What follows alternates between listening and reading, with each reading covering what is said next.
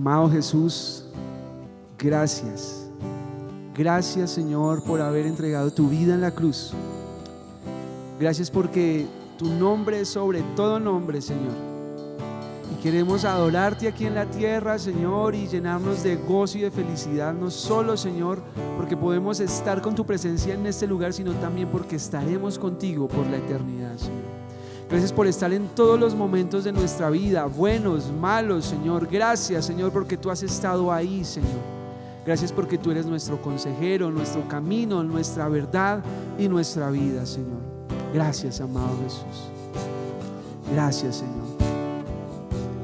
Cuando más lo necesite, vi llegar tu amor a mi ser y llenó todo mi interior. Así es, amado. Ahora estás tan cerca de mí y sin ti no puedo vivir. Cautivaste mi corazón y mi amor, Jesús, Jesús. Decláralo.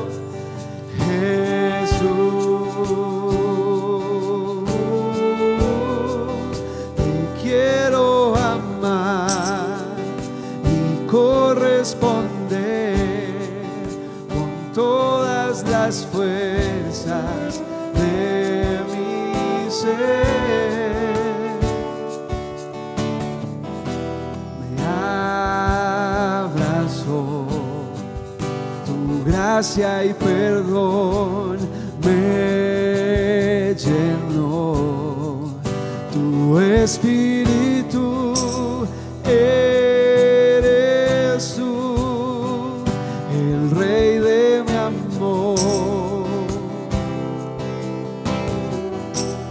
Quiero estar en tu habitación y escuchar de tu corazón. Eres tú, mi amigo y mi Dios y mi amor, Jesús, Jesús. Su nombre, Jesús. Te quiero amar y corresponder con todas las fuerzas de mi ser, Jesús, Jesús, Jesús, Jesús, Jesús, postrado a tus pies, te quiero adorar hasta que ya no respire más. Santo eres, Jesús, melodías de libertad.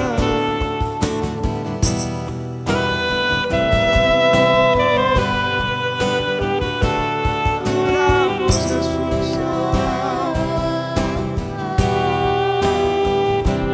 Adora a tu Señor.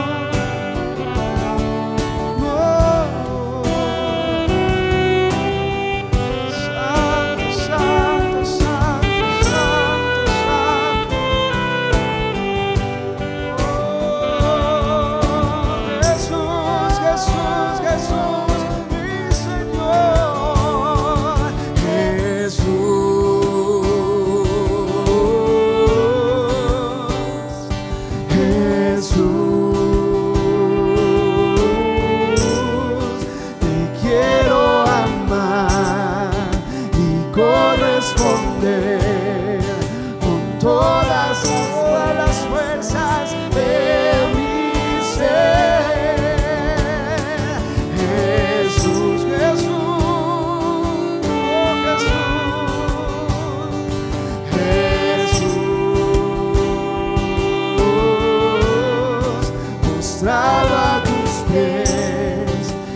quiero adorar hasta que ya no respire. Dile Jesús, Jesús, clama a Él. Jesús, Jesús, Jesús. Te quiero amar, Señor. Te quiero amar y corresponder con todas las fuerzas de mi ser. Te quiero amar y corresponder con todas las fuerzas de mí. Te quiero amar más y más y corresponder con todas las fuerzas de mi ser. Jesús, hermoso Jesús, santo, santo eres.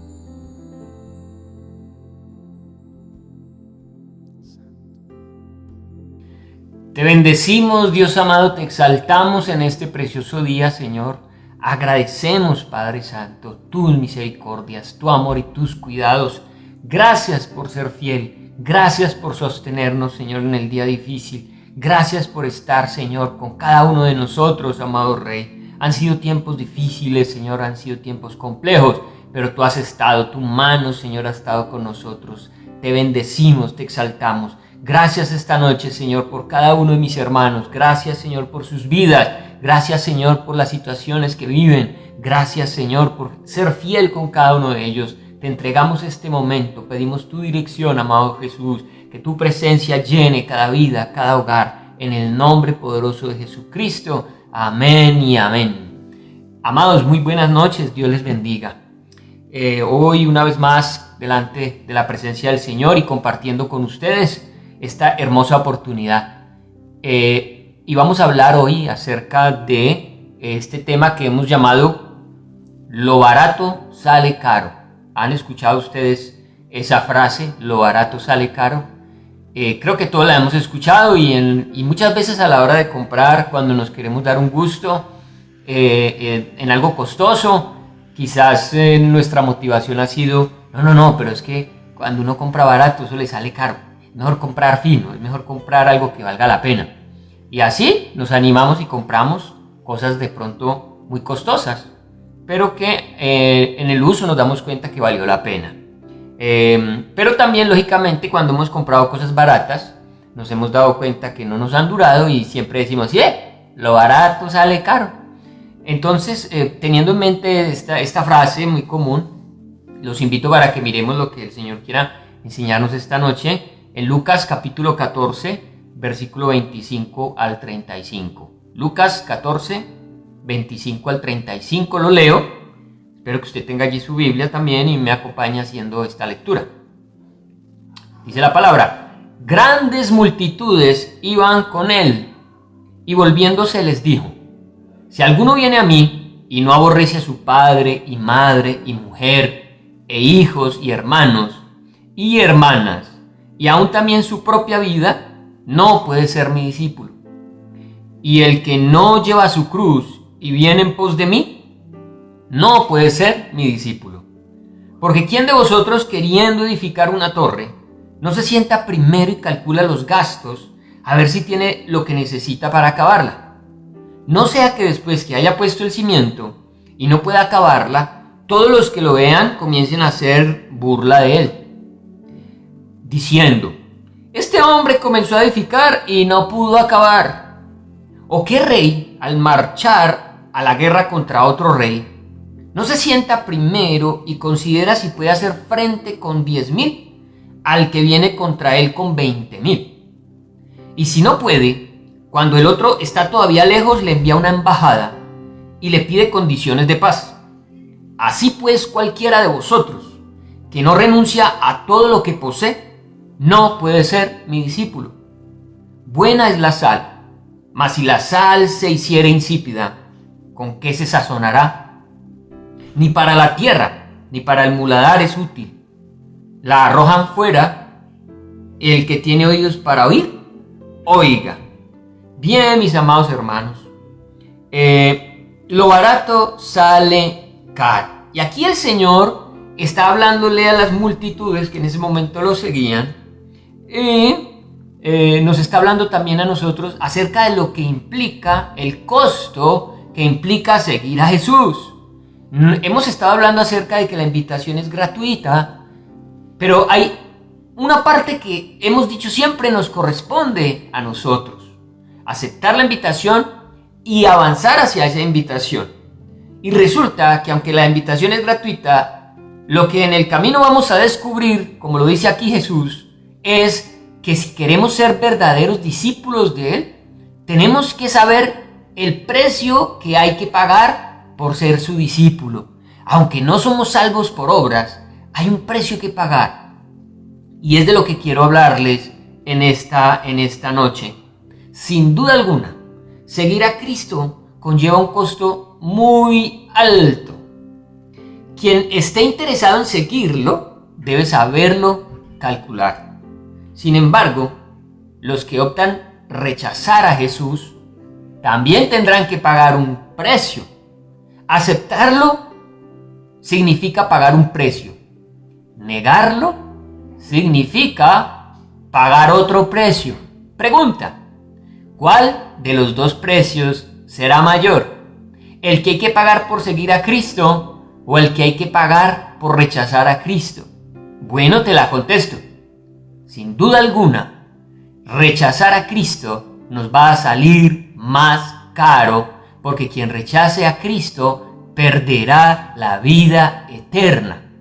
Por lo tanto, el precio que pide el Señor bien vale la pena pagarlo. Acuérdate que lo barato sale caro. El mundo te ofrece una vida barata, en la que no tienes que hacer mucha exigencia, en la que simplemente te dejas llevar por la corriente del mundo.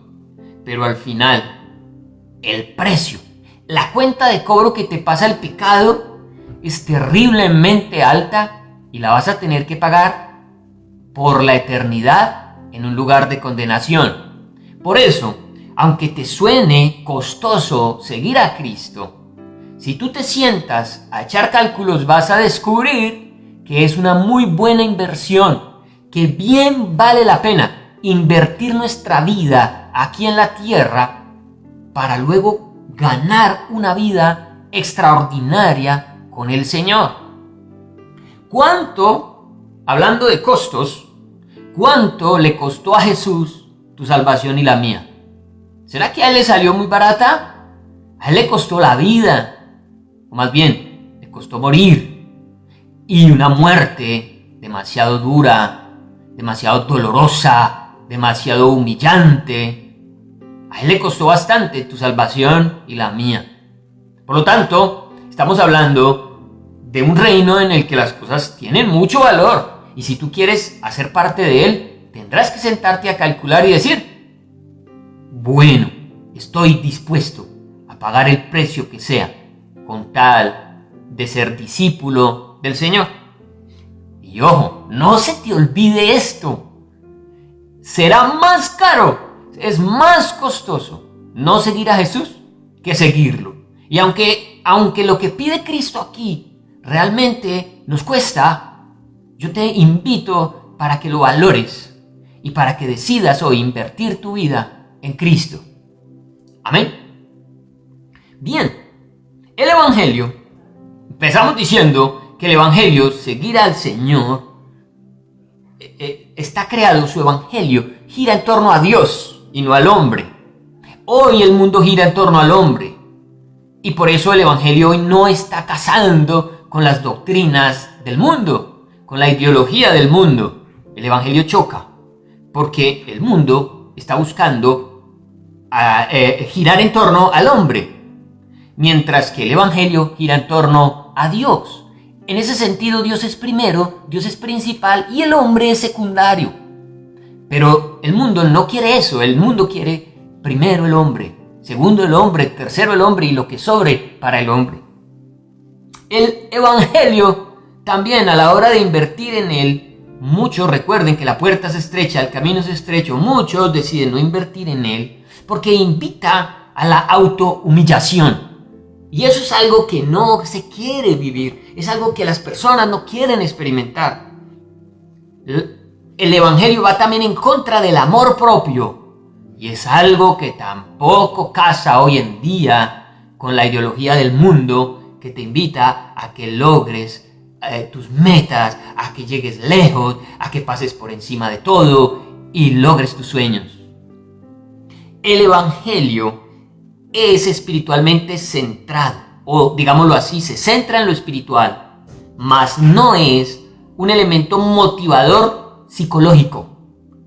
Es espiritual y no psicológico. No busca llenarte de expectativas psicológicas, ni métodos psicológicos, ni animarte a que hagas cosas desde la perspectiva psicológica, como lo hace el mundo, que trabaja en la psiquis de las personas, logrando mover su alma. El evangelio es espiritual. Quienes responden a él se tendrán que someter voluntariamente al señorío de Dios. Y es ahí en donde muchos miran el bolsillo y dicen, no, perder mi libertad como ser humano para que otro que es Dios gobierne sobre mí, no me gusta, no me parece. Entonces rechazan la invitación desde un inicio. Y cuando algunos se han animado a aceptar la invitación y ven lo que les va a costar, deciden dejar así. El evangelio, a diferencia también de la ideología del mundo, ¿qué busca el mundo? Darle gusto al consumidor. Si tú te das cuenta, todo el tiempo los que trabajan en mercadeo, los que buscan impulsar un nuevo producto, hacer que se venda, que lo usen, ¿qué hacen? Buscan que el producto cada vez se ajuste más a los deseos de las personas. Y de acuerdo a eso, entonces, si la persona lo quiere de rojo, se le hace rojo. Si la persona lo quiere de 2 pisos, se le hace de 2 pisos. Como lo quieran, al gusto del consumidor, tenerlos contentos. El evangelio no está hecho para darle gusto al consumidor. Jesús no es una lámpara de Aladino que tú puedes frotar y pedirle todo lo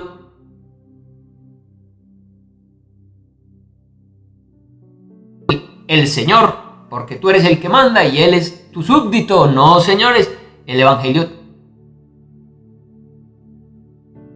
de nuestra lámpara. Por eso el evangelio al mundo no le gusta. Y mira lo que pasó en una ocasión, cuando el Señor comienza.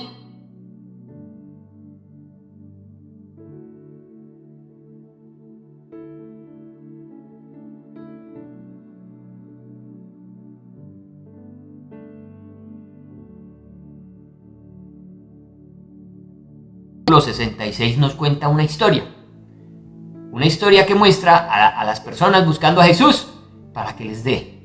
Ellos no habían comido. Jesús tiene compasión de ellos, multiplica los peces y los panes. Las personas comen felices y al día siguiente lo salen a buscar una vez más para que les dé el desayuno. Entonces el Señor los reprende y les dice: ustedes me están buscando por lo que yo les doy, mas no por lo que yo soy.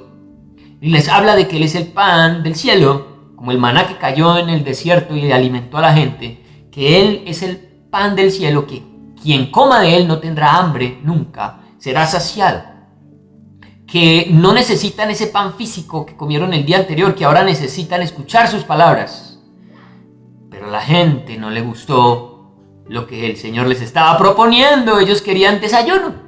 Señor, te amamos, te queremos, estamos contigo si nos das desayuno. Y el Señor les dice: hoy no hay desayuno, hoy hay palabra, hoy hay ministración. Y dice la palabra entonces allí en el versículo 60 de Juan 6. Al oírlas, las palabras que está diciendo Jesús, al oírlas, muchos de sus discípulos dijeron: dura es esta palabra, ¿quién la puede oír? Mis amados, hay momentos en los que el Señor te va a decir cosas duras, te va a exigir cosas de tu corazón y de tu alma, y tú vas a sentir el deseo de no quererlas oír. Y mira lo que pasó 6 versículos más adelante, versículo 66. Desde entonces, muchos de sus discípulos volvieron atrás y ya no andaban con él. Amados, cuando el Señor muestra lo que cuesta para nosotros seguirle, allí es donde muchos deciden abandonar el camino. Y yo espero que tú seas de los que dicen: Señor, lo entendí. Entendí que yo no fui hecho para vivir en esta tierra. Yo fui hecho para la eternidad y vale la pena. Todo cuanto requiera la eternidad que yo haga en esta tierra, vale la pena hacerlo. Por seguirte, por estar contigo. Quiero amarte, quiero servirte. Mi amado, la única forma es amando al Señor. Ni siquiera con la esperanza de ir al cielo, porque el cielo hoy no lo vemos. Y muchas veces nosotros, mientras no vemos las cosas, nos desanimamos. Pero si tú amas al Señor, ese amor sí te va a permitir permanecer en Él. Y tus ojos no van a estar solamente en el cielo. Te está motivando su presencia, te está motivando sus palabras. Él como Dios. ¿Qué fue lo que Él le dijo a esas multitudes? Ustedes me buscan por lo que yo les doy, pero no me buscan a mí por lo que soy. Hay que buscarlo a Él por lo que Él es. Y lógicamente yo te digo, claro, estamos esperando la recompensa. Es más, amar a Cristo es tener la fe de lo que Él está enseñando, es creer lo que Él está enseñando, y Él te está diciendo que hay un lugar para ti en el cielo. Cuando tú amas a Cristo, tú crees en sus palabras. Cuando tú amas a una persona, tú crees en las palabras de esa persona, acompañas y apoyas a esa persona. Si tú desconfías de las personas, tú no estás con ellas. Por lo tanto, seguir a Cristo es amarlo, es confiar en Él y tener esa expectativa de lo que Él te está ofreciendo, que aunque sea costoso para el hombre, bien vale la pena pagar el precio. Sigamos. En este camino, mis amados, no hay puntos intermedios. No vamos a decir que es que hay discípulos al 30%, discípulos al 70% y al 100%. No, amados. En el libro de Hechos, por ejemplo, la palabra discípulo ya era sinónimo de ser cristiano, de ser un verdadero cristiano, un discípulo de Cristo. Estos que seguían a Jesús, ustedes vieron, la Biblia los llama en el Evangelio de Juan como discípulos que volvieron atrás. Pero en el libro de Hechos, esos ya no son vistos como discípulos, porque el discípulo permanece. Ahora el cristiano es un verdadero discípulo, el que permanece, el que se hace llamar cristiano. Entonces no hay términos medios. Lo que yo te voy a hablar no lo quiero que lo entiendas como, no, yo soy de los discípulos que están aquí en la tercera fila. Los otros, los juiciosos, están allá adelante. Como en el colegio, los recocheros atrás, pero igual estaban estudiando y pasaban el año, y los juiciosos adelante. No, aquí, mis amados, en el reino de los cielos no existe estratificación. O eres frío o eres caliente. Porque tibio, dice el Señor, los vomitaré de mi boca. La tibieza no sirve en este caso. Mateo 7:21 dice: no todo el que me dice Señor, Señor, entrará en el reino de los cielos, sino el que hace la voluntad de mi Padre que está en los cielos. El verdadero discípulo, el verdadero cristiano, es aquel que hace la voluntad del Padre, no el que la hace al 30% o al 60%. Es el que ha decidido vivir para Dios al 100%. Ese es el verdadero discípulo, y a ese es el que el Señor se está refiriendo aquí. Y comienza diciendo Lucas, allí en el capítulo que estamos viendo, versículo 25, que grandes multitudes iban con él. Y volviéndose les dijo. El Señor se dio cuenta que había mucha gente siguiéndolo, pero Él sabía de lo que estamos diciendo. Dice, bueno, vamos a ver de estos que me siguen quiénes estarían dispuestos a pagar el precio. Y como decimos nosotros vulgarmente, bajarlo del curubito, bajarlo de esa nube. Entonces el Señor les habla esto para bajarlos del curubito. Él iba rumbo a Jerusalén, va camino a Jerusalén. Él debe llegar a Jerusalén para ser crucificado, y en ese transcurso, en ese viaje, es que se están dando todas estas cosas de las que hemos venido hablando en los últimos capítulos de Lucas. Y la gente lo está persiguiendo, y ellos saben que va para Jerusalén y están diciendo, espere que llegue a Jerusalén. Cuando llegue a Jerusalén se va a sentar en el trono y va a reinar, y nosotros que estamos ahí con él nos va a llevar en la buena. Entonces el Señor, sabiendo eso, dijo, los voy a bajar del crubito, porque Él no iba a sentarse en un trono terrenal, Él iba a morir en una cruz. Y eso para esas multitudes y esos discípulos iba a ser un caos, iba a ser un problema. ¿Cómo así que lo mataron? ¿Acaso no iba a ser el rey? Y nosotros íbamos a gobernar con él. Yo iba a ser alcalde, yo iba a ser no sé qué, a mí me iban a poner... La gente se hizo unas ilusiones tontas en cosas de esta tierra, pensando que seguir a Jesús significaba eso. Y entonces Él se voltea y les dice en el versículo 26, si alguno viene a mí, si alguno viene conmigo, si alguno me quiere acompañar hasta Jerusalén, debe saber, si alguno viene a mí y no aborrece a su padre y madre y mujer e hijos y hermanos y hermanas, y aún también su propia vida, no puede ser mi discípulo, no puede ser cristiano, no puede entrar en el reino de los cielos. El discípulo es un aprendiz, es una persona que acompaña a su maestro aprendiendo todo el tiempo, pisando donde su maestro pisó. Entonces les usa una palabra muy fuerte y les dice aborrecer. Aborrecer para nosotros hoy implicaría como odiar, rechazar, no estar con las personas, hacerse a un lado. Pero ese término aborrecer es un término muy usado en aquellos tiempos. Permítame, yo miro aquí una cosa.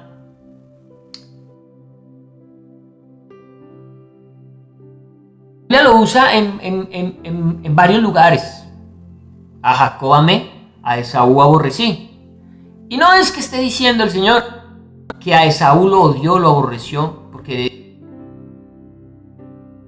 el sol sobre buenos y malos. Significa escogí, preferí a Jacob y no a Esaú. A la hora de levantar mi pueblo, no lo iba a levantar de Esaú, sino de Jacob. Sabemos que ninguno de los dos era mejor que el otro. Es más, la hoja de vida de Jacob parecía peor que la de Esaú. Un impostor, un engañador. Entonces, no fue por méritos, fue una decisión de Dios escoger a Jacob para sacar de allí al pueblo de Israel. Pero no está diciendo que odió a Esaú. Por lo tanto, la palabra aborrecer dentro del contexto judío es una manera semítica de expresar preferencia.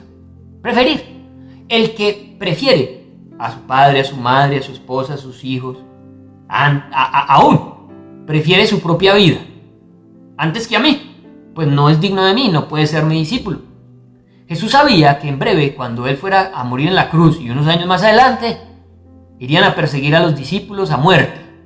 Y Él sabía que si ellos no eran fieles a Cristo a la hora de morir, huirían, no entregarían su vida, negarían la fe.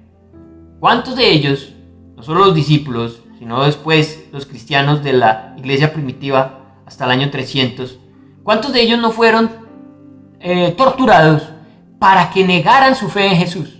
Si ellos hubieran amado más su vida que a Jesús, hubieran dicho, no, ¿cuál cristiano? Yo no soy cristiano. En algún momento Pedro lo vivió.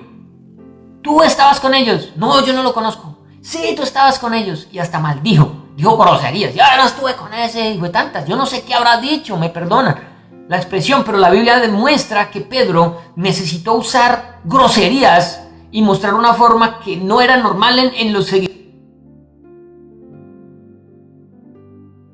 No era porque uno de ellos no sería capaz de decir lo que acaba de decir. Pedro lo negó de la forma más vil. Pero el Señor lo restauró y Pedro más adelante dio la vida por él.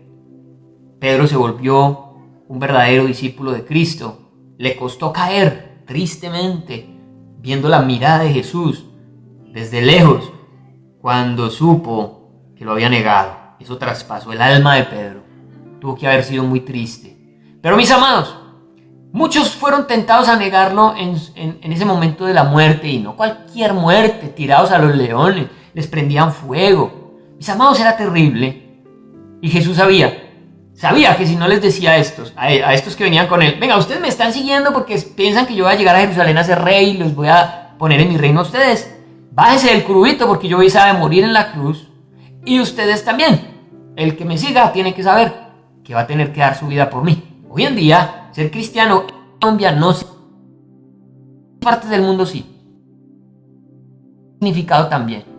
Pero ser cristiano también, aunque no muramos físicamente y no nos estén persiguiendo para matarnos, el mundo te está persiguiendo para que digas que no a Jesús, para que abandones el camino, para que ames más tu vida, ames más tus deseos físicos, tus deseos emocionales, económicos, tus afanes, y rechaces a Cristo. Eso es lo que hace el mundo contigo. Y el Señor te está diciendo aquí, mira, si me quieres seguir por encima de tu papá, de tu mamá, de tus hermanos, de tu esposa, de tus hijos, debo estar yo, y por encima de tu propia vida. El Señor no estaba diciendo que teníamos que odiar a nuestros padres, que nosotros los esposos teníamos que aborrecer a nuestras mujeres, o que como padres teníamos que odiar a nuestros hijos. Al contrario, mira, la palabra en estos textos nos habla de que al contrario, un discípulo de Cristo es un mejor padre de familia, es un mejor esposo. ¿Pero por qué? Porque ama a Cristo antes que a su esposa, ama a Cristo antes que a sus hijos, ama a Cristo antes que a sus padres. Y eso lo hace a él o a ella ser un mejor esposo, un mejor padre, un mejor miembro de familia. Éxodo 20:12 dice, honra a tu padre y a tu madre para que tus días se alarguen en la tierra que Jehová tu Dios te da. Aquí el Señor claramente nos está diciendo que tenemos que odiar a nuestros padres. Efesios 5:25, esposos que aborrecen a sus esposas. Maridos, amad a vuestras mujeres, así como Cristo amó a la iglesia y se entregó a sí mismo por ella. Y ese es el amor que el hombre le tiene a su esposa, como Cristo a la iglesia. Pero ese amor que se siente por la esposa es inferior al que se siente por Cristo. Para que puedas tú amar a tu esposa con un nivel superior al que el mundo ama a sus mujeres, tienes que amar a Cristo. Amando a Cristo, amarás a tu esposa en un nivel que ella se verá profundamente agradecida, se sentirá profundamente amada cuando ames a Cristo antes que a tu esposa, antes que a tus hijos. Tito 2:4 le dice a las mujeres que enseñen a las mujeres jóvenes, le habla a las pastoras, que enseñen a las mujeres jóvenes a amar a sus maridos y a sus hijos. La enseñanza pastoral tiene que ver con que las mujeres aprendan a amar a sus esposos y a sus hijos. Entonces vean cómo el Señor no está llamándonos a aborrecer nuestra familia en el sentido de no estar para ellos, sino de amar primero a Cristo. Y seguramente tú le preguntas a la esposa de un hombre que ama a Cristo si se siente amada o no, y ella va a saber, yo sé que para mi esposo es primero Cristo, pero yo me siento muy profundamente amada por mi esposo, porque el amor que él siente por Cristo le ha enseñado a amarme a mí como iglesia. Efesios 6:4, vosotros padres, no provoquéis a ira a vuestros hijos, no peleen como con sus hijos, no los lleven a situaciones en las que los hijos se tengan que ir de la casa, no provoquen amargura en el corazón de sus hijos, sino criadlos en disciplina y amonestación del Señor, y eso es amor. ¿Cómo se demuestra el amor hacia los hijos? A través de disciplinarlos y amonestarlos para que sigan el camino. No es que ahora vas a acabar a juguete a tus hijos porque estás amándolos como Dios, no. Tampoco es que vayamos a entender que para amar a nuestros hijos los tenemos que acabar a garrote. Mis amados, es amonestarlos, es hablarles de la palabra, es guiarlos en el camino del Señor, es enseñarles a orar, es enseñarles a leer la Biblia, es amonestarlos para que este mundo, cuando lleguen a la universidad, en donde el 80% de los jóvenes se pierden, los jóvenes cristianos, el 80% de los jóvenes cristianos cuando llegan a la universidad, hasta ahí les llega el cristianismo. Entonces nos toca, antes de eso, de que lleguen a esos tiempos en donde el mundo les va a entregar sus ideologías y los va a hacer darle la espalda a Cristo, necesitamos que ellos sean amonestados para que amen a Cristo con pasión. Entonces entendamos que aborrecer no es un término que implica odio, sino preferir a. ¿Listos? Bien. Bendito Dios. Mis amados. Cuando Jesús les dice a estos personajes, si ustedes van a amar más a su familia que a mí, no van a poder ser mis discípulos, porque en el primer siglo, un judío, que eran los que estaban allí con Jesús, era el escenario de Cristo, un judío se volvía cristiano, un judío aceptaba la ley de Cristo antes que la ley de Moisés y los ritos católicos, los ritos judíos. Cuando una persona se salía de ese grupo, sus padres, sus hijos, sus esposos, sus esposas, los rechazaban, los hacían a un lado, los perseguían. Y así pasó, los judíos persiguieron a otros judíos por haberse hecho cristianos. La persecución inicial inició con los judíos, luego fue el Imperio Romano. Y Jesús les advirtió y les dijo: ustedes los van a perseguir los de su propia casa, por eso tienen que pensarlo muy bien. Si me van a seguir a mí, a ustedes les va a costar que los echen de su casa. En ese contexto pasaba así. Hoy en día no es tan horrible, hoy en día no es tan terrible la cosa, pero muchos en sus casas se van a tener que sufrir muchos de estos rechazos. ¿Estás dispuesto? Ay, son cosas mínimas comparadas con los que estas personas tuvieron que vivir. De repente para nosotros el seguir a Cristo tiene que ver con otras cosas que nos encantan y que nos apasionan y nos alejan de Él y que tenemos que entregar por Él. Bien, Jesús entonces es primero. Spurgeon al respecto escribió en torno al aborrecer: es solo en un sentido comparativo, ojo, no literal. Tienes que aborrecer a tu familia, es comparativo y no literal, que el término puede ser utilizado. Y para hacer esto muy claro, Cristo dijo que debemos aborrecer nuestra propia vida. Y aborrecer nuestra propia vida no significa tirarnos desde un quinto piso porque decimos que estamos amando a Cristo. Eso es claramente que lo estamos entendiendo, que no nos está pidiendo eso. Nos está pidiendo es entregar toda nuestra existencia, voluntad, pensamientos, anhelos a la de Él. ¿Cuesta? Cuesta. Hoy en día, en donde el mundo le está diciendo no a Dios, en donde Dios hace a una mujer pero ella se dice hombre, en donde Dios hace a un hombre pero él se dice mujer, cuesta terriblemente aceptar que la decisión la tomó Dios y que Él es mi Señor, que yo no puedo cambiar ese tipo de cosas, esas ni ninguna, en las cuales Dios ha demostrado su voluntad. El que no esté dispuesto a aceptar esto no es discípulo de Jesús, es discípulo del mundo. Cuando estés en la eternidad, allá es en donde muchos, cuando abran los ojos, van a decir: la embarré, invertí en lo que no daba fruto, estoy en el infierno. Y muchos abrirán sus ojos y dirán: valió la pena. Mi amado, yo sé que hoy no estás ni en el cielo ni en el infierno, pero un día lo estaremos. Piénsatelo bien. Es mejor entregar la vida a Cristo aquí y morir. Quizás no haya cielo ni infierno, pero te garantizo, haber vivido la vida con Cristo aquí te habrá permitido tener un buen esposo, una buena esposa, un buen hogar, una buena vida. Una vida en paz, una vida justa, una vida amando a las personas, pensando en los demás. Eso no es malo, todo eso es bueno. Así que no hay ni siquiera pierde. Si tú crees que no hay cielo y que no hay infierno, está bien, pero déjame decirte que si lo hay, te estás metiendo en un grave problema si lo estás rechazando desde aquí. Si no lo hay, te garantizo habrás vivido una buena vida, porque el mundo no está viviendo bien. El mundo no está viviendo bien. Continuemos. Ser discípulo de Jesús nos hace mejores miembros de familia. Ya lo expliqué. El amor a nosotros mismos, el amor hacia nosotros mismos, mis amados, es idolatría. Amar las cosas buenas de la vida antes que a Dios es idolatría.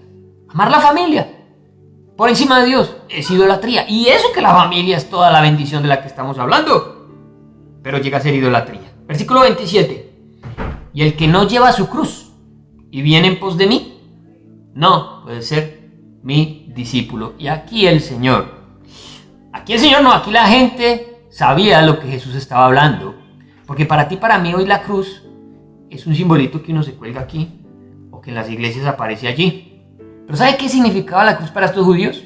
Por ahí en el año 3 de nuestra era, un emperador romano, para darle un escarmiento a los judíos que se querían rebelar, crucificó a 2000, si no estoy mal, judíos, y los colocó en todo el camino a Galilea.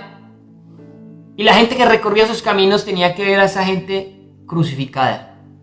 Cuando Jesús les dice, tomen su cruz y síganme, lo que significa la cruz para ellos en ese momento es eso, representa muerte, representa un juicio. ¿Cómo? ¿Tomar la cruz?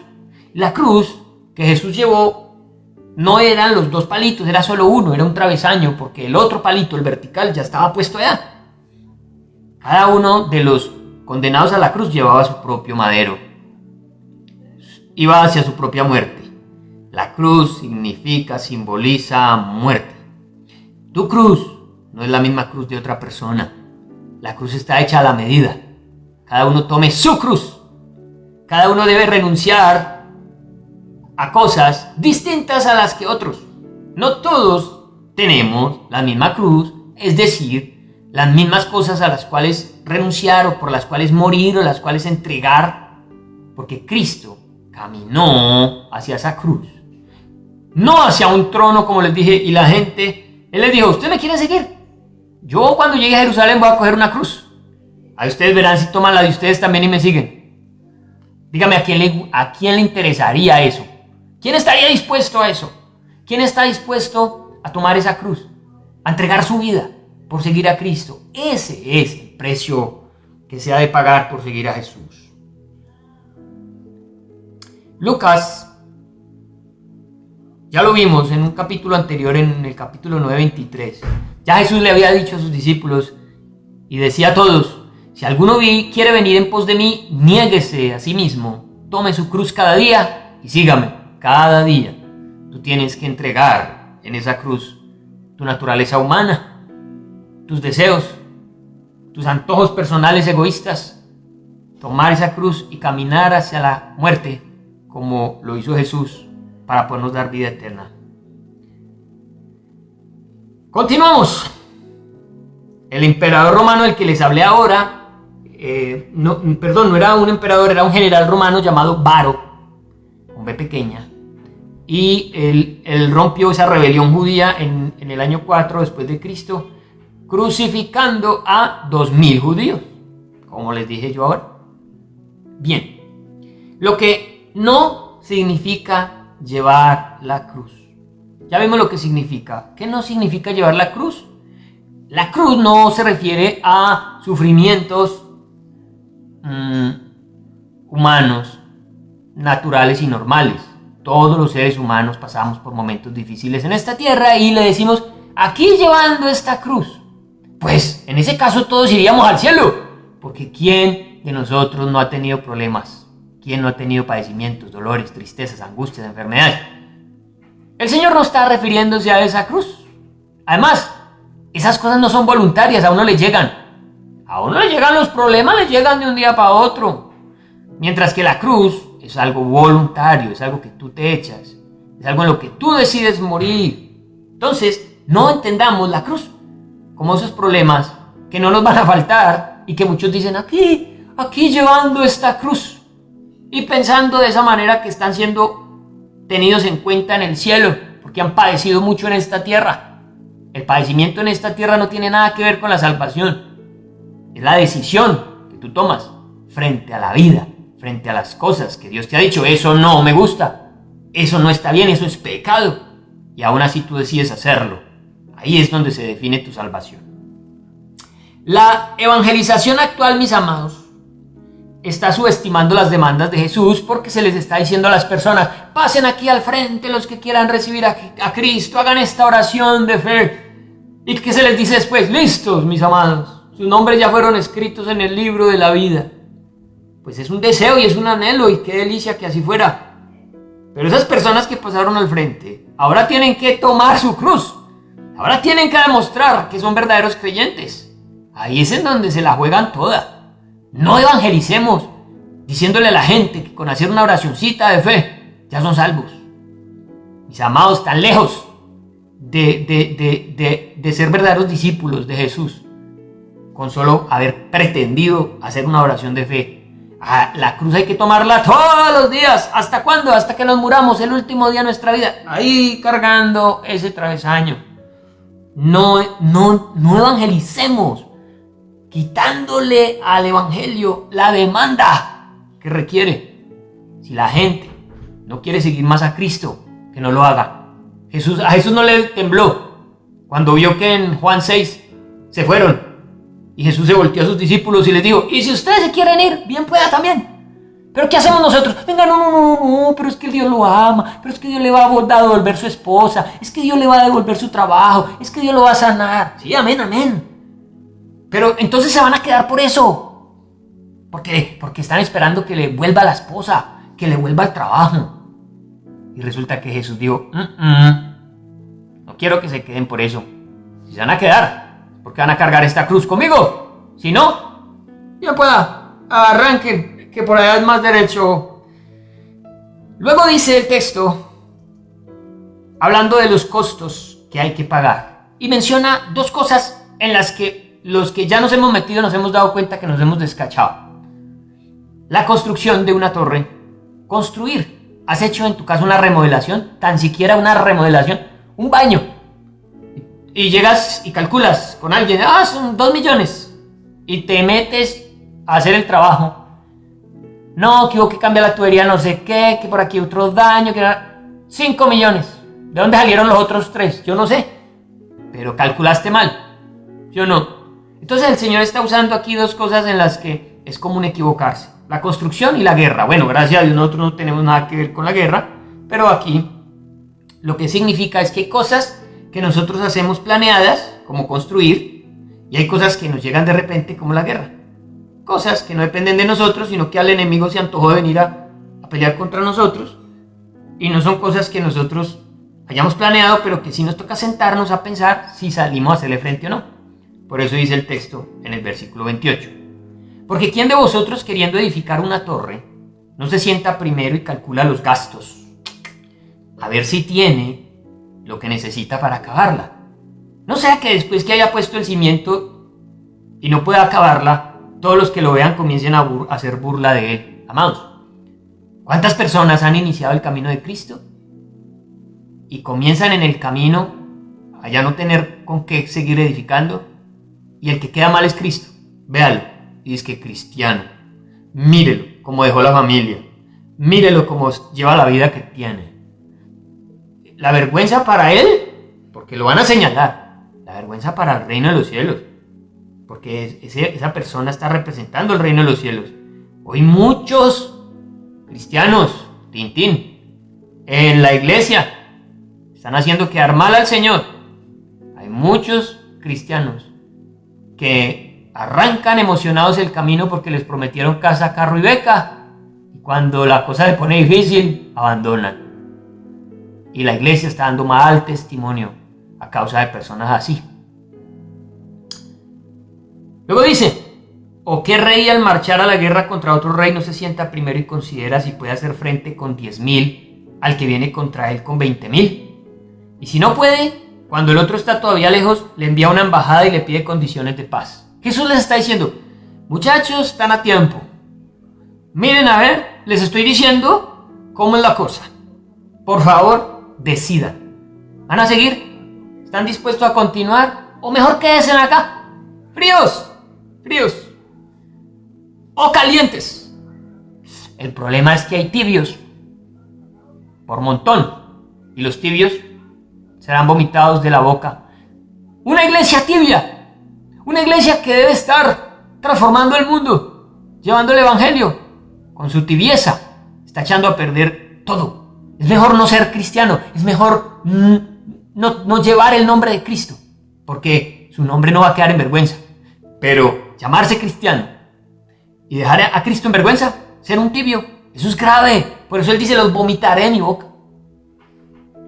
Así que, mis amados, siéntese y eche cuentas. Usted que me está escuchando, está a tiempo. ¿Voy a seguir a Cristo? ¿Qué representa?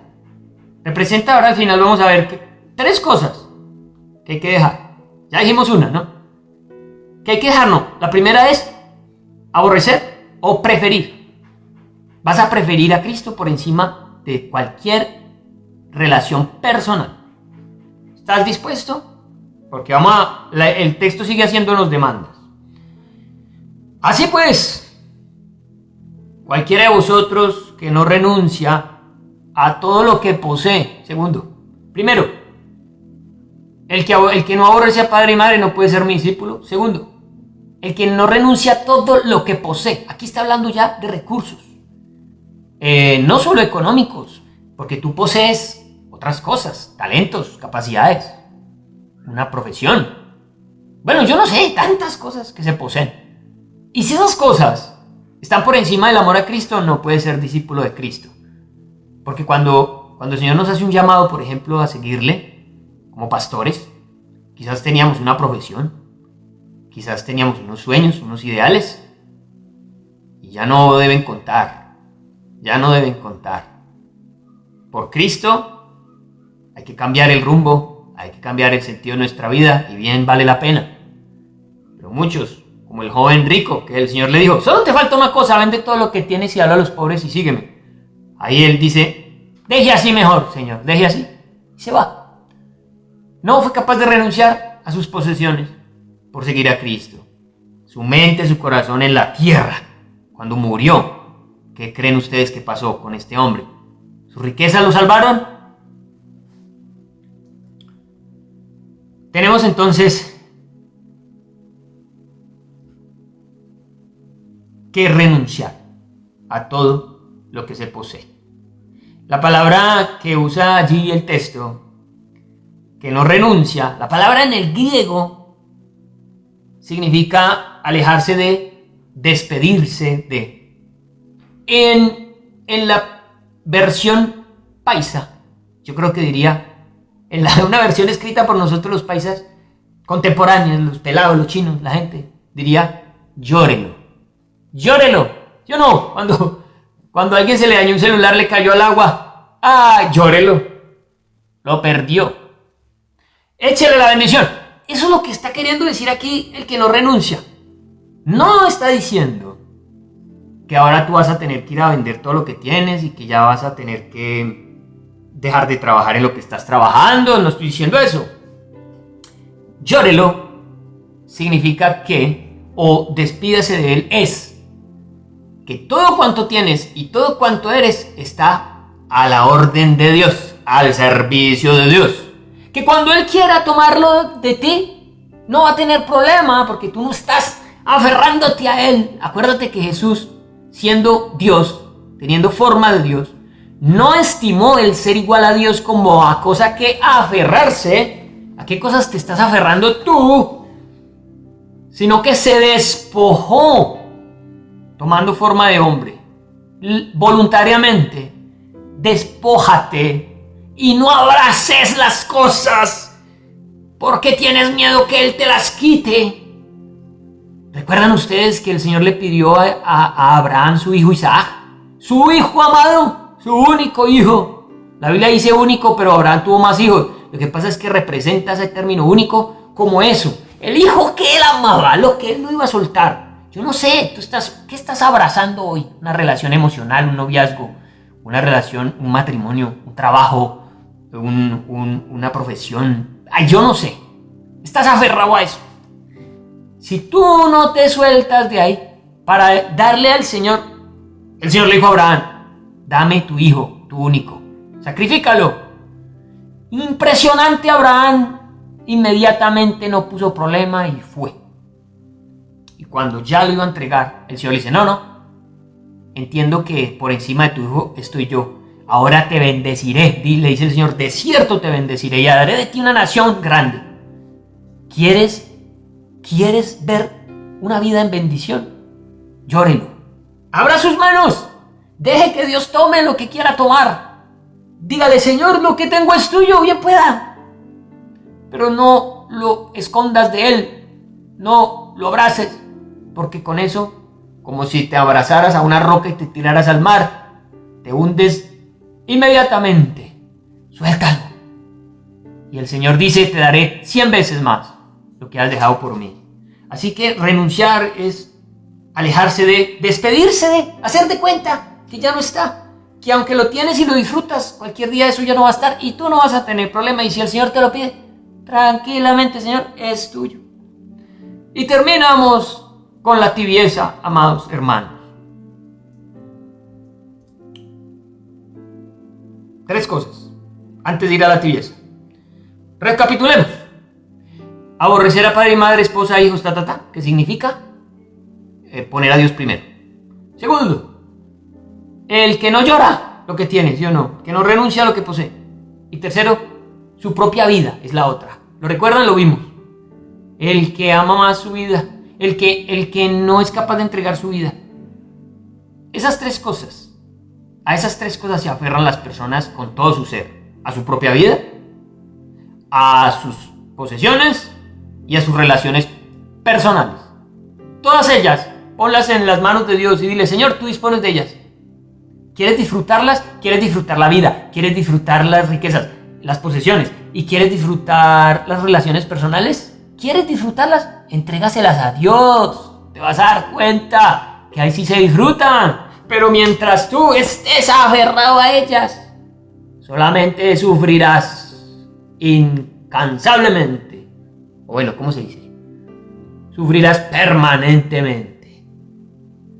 Y tibieza, con lo que termina el texto. Versículo 34. Buena es la sal, mas si la sal se hiciera insípida, ¿con qué se sazonará? Ni para la tierra ni para el muladar es útil. La arrojan fuera. El que tiene oídos para oír, oiga. Mi amado, la tibieza en el reino de los cielos. El tibio, el cristiano tibio. El que sí pero no. El que quiere pagar el precio pero ¿cómo se dice? Se arrepiente. Y Jesús en el Apocalipsis dice, fríos o calientes, porque tibio los vomitaré en mi boca. Mire, si usted prepara un plato delicioso y la sal que usa no es sino polvo, cuando usted pruebe eso, ¿qué? ¿Usted qué hace? Lo saca de su boca, ¿sí o no? ¿Qué es esto tan maluco? Porque la sal es fundamental. La sal para ellos, para los judíos, en ese tiempo, en esa época, en el primer siglo, no solo para los judíos, para la humanidad, tenía 3 grandes utilidades, que son 3 grandes utilidades que tiene el cristiano hoy en medio de la sociedad, mi amado. Primero, como condimento. La sal da sabor a las comidas, y las comidas sin sal a veces son hasta repugnantes. Por eso el Señor dice, si me como algo que esté sazonado, una belleza. Si el frío, ¿no? ¿Sabe el Señor a qué le va a saber eso? ¿Se preparará para comérselo? ¿O es algo que no tiene sal? Pero algo que supuestamente debería saber y no le sabe, lo va a sacar de su boca. Como condimento, somos nosotros los cristianos los que le dan sabor a esta vida. Que cuando el Señor mira hacia la tierra, le sabemos, la tierra le sabe algo. ¿Por qué? Porque hay cristianos. Hay gente entregando la vida por Él. Hay gente que ama al prójimo. Hay gente que vive para la justicia, para la verdad, para la paz. Eso es un verdadero cristiano. Le da sabor a este mundo. Pero un crispeto, un cristiano que no tiene cara de cristiano, que la gente tiene que decir, y es que cristiano, como conservante. Usted sabe, cogían en los pescados con sal, los ponían a secar al sol, la carne, porque la sal conserva. Igual que conservamos nosotros los cristianos, la Biblia dice que somos guardadores de verdades. Nosotros somos guardadores de verdades, defensores de verdades. Somos los que le estamos diciendo a la gente, eso no está bien, eso está mal, eso es injusticia, eso es pecado, eso no agrada a Dios. Pero ¿qué pasa cuando nosotros nos quedamos callados y dejamos que todo se haga como lo quiere hacer el mundo? ¿Dónde está la figura de la iglesia? ¿Dónde está el pueblo de Dios predicando la palabra del Señor, preservando? Mira, donde hay un cristiano se conserva un ambiente. Un cristiano en una familia conserva esa familia. Conserva la paz, la armonía. Un cristiano en el trabajo conserva las buenas relaciones en el trabajo. A veces un cristiano en un trabajo es una pesadilla, porque es el más chismoso, es el que menos colabora. Ese es un tibio, ojo, lo van a vomitar de la boca. Somos los que le damos a este mundo, protegemos a este mundo de la corrupción. ¿Será que la iglesia está haciendo eso? Por Dios bendito. ¿Será que estamos ayudando a que esto no se corrompa? Y tercero, era usada como fertilizante. Los elementos químicos que conforman la sal fertilizan la tierra. Y también, ¿saben qué? Se echaba sobre malezas y las quemaba. Entonces, ¿qué hace un cristiano en la tierra? Permite que las cosas buenas florezcan, ¿sí o no? Que las flores se den y que las cosas malas se marchiten. Pero finalmente, amados, un cristiano sin sabor, dice la palabra, ni para la tierra ni para el muladar es útil. Muladar, ¿sabes qué es? Basura. Oiga, ni para basura sirve. ¡Qué impresionante! Mi amado, lo que es un cristiano tibio, lo que es un cristiano que no quiere pagar el precio. ¿Qué quiere ser? ¿Quiere ser un cristiano caliente? ¿Quiere ser un verdadero discípulo? ¿Estás dispuesto a poner en orden las prioridades? Por encima de tu familia y de tus relaciones personales está el Señor. Por encima de tu propia vida está el Señor. Por encima de tus bienes está el Señor. ¿Eso es así?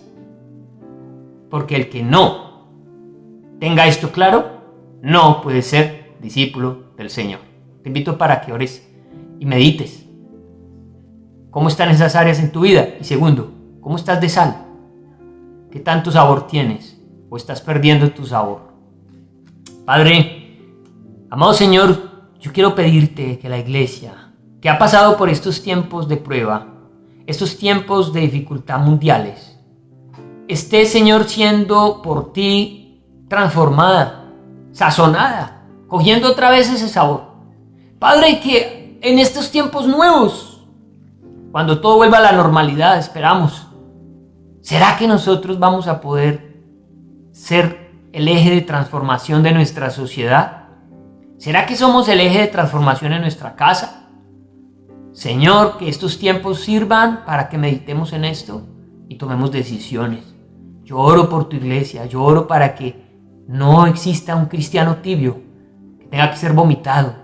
Yo oro, Señor, para que todos seamos sal de esta tierra, para que le demos sabor a la tierra, para que le demos, seamos medio de preservación para la tierra. Donde el pecado quiera tomar lugar, haya un cristiano defendiendo la santidad, y que seamos, Señor, usados para que lo bueno florezca y la maleza se extinga. Por favor, permítenos ser esa clase de cristianos. Realmente ser cristiano va a demandar todo lo que somos. ¿Estaríamos hoy dispuestos a morir por ti? ¿Estaríamos dispuestos, como lo hizo la iglesia primitiva, a ser quemados sin rechazar tu nombre? ¿O será que con una simple tentación sexual, una tentación de alcohol, de drogas, una tentación de robo, una tentación de malos pensamientos, de ira, de enojo, será que con tan solo eso ya estamos negando tu nombre? Si no podemos con eso tan mínimo, ¿será que si tenemos que dar la vida la podremos dar? Permítenos, Señor, ser llenos de tu Santo Espíritu y ser ayudados, porque esto no está en nosotros, para poder dar la vida por ti si llega el caso. Que seamos realmente esa sal en esta tierra que se está pervirtiendo. Que mientras exista iglesia sobre la faz de la tierra, exista quien se oponga a la estructura satánica que quiere imponerse en el mundo. Ya cuando seamos quitados, Señor, vaya y venga, pero mientras estemos, tenemos que seguir siendo la luz. Ayúdanos, te lo pido en el nombre de Jesús, y que todo el que me escuchó tome decisiones. Quizás está a tiempo de decirle al Señor, chao, no sigo, no creo, no voy con esa. Pero también está a tiempo para decir, quiero, estoy dispuesto, ayúdame, Señor. Y yo sé que tú nos vas a ayudar a seguirte hasta las últimas consecuencias. Gracias, amado Rey, por este tiempo. Bendigo tu iglesia esta noche. En el nombre de Jesús. Amén y amén. Que el Señor me los bendiga grandemente. Hasta el próximo domingo. Una feliz noche. Dios los guarde.